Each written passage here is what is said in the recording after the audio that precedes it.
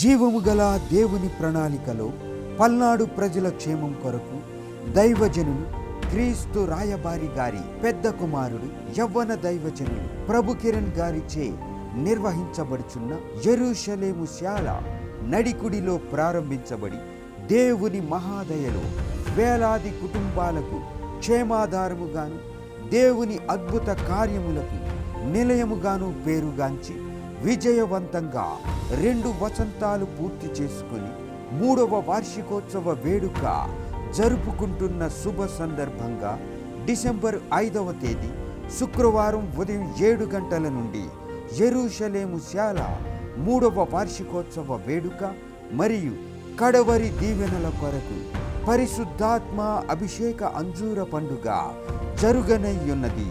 ఈ పండుగలో దైవజనులు క్రీస్తు రాయబారి గారు కుటుంబ సమేతముగా హాజరై శక్తివంతమైన దైవ వర్తమానమును అందించి ప్రశస్తమైన తైలములతో ప్రతి ఒక్కరి తలలను అభిషేకించి ప్రార్థించి ఆశీర్వదించిన అంజూర ఫలమును ఉచితముగా అందించెదరు. ఆరాధన అనంతరం చేరువచ్చిన ప్రజలందరి కొరకు కృతజ్ఞత ఆశీర్వాద మహావిందు కలదు. తప్పక రండి, దైవ దీవెనలను పొందండి.